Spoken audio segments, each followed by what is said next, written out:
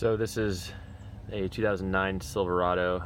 The driver's side vents were blowing hot air. Changed out the actuator down underneath, and actually that actuator was working fine, so didn't even need the new one. That was about a $25 part. So what it was is the actual door, the damper door down that the actuator drives was cracked. So I had to open this up, and I epoxied the cracked door and then put some Gorilla Tape on it to reinforce it. That's what you can see there. So the right side of this door is the one that was the problem. You can see as it moves now, both left and right side of that middle hinge point move properly, whereas before the right side of that door was stuck in the hot position. So when that actuator would move it, it wouldn't block the hot air.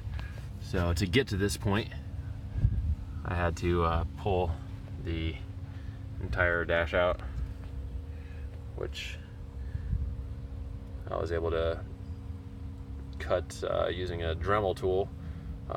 Cut that black covering open to access the damper, and then kind of bend it up, which I'm going to just tape it back down with Gorilla Tape and call it good. But to get that, to access that, you have to pull the entire dash off, the lower dash, and to get the lower dash off, you have to pull the upper dash off. I was able to just pull this part back without taking the steering column off, and just kind of set it on the seat here to give myself working room. Otherwise, you have to pull the steering column off as well.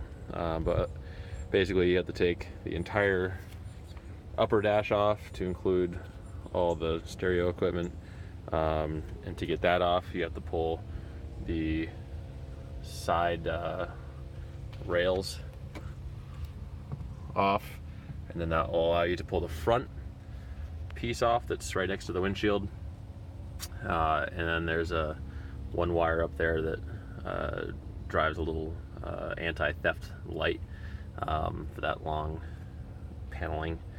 Pull that off, then you can pull the front dash off along with the airbag, which sits about right here. One electrical connector for that. Then the front middle dash with all the radio equipment, and then the lower dash. And that's a long job.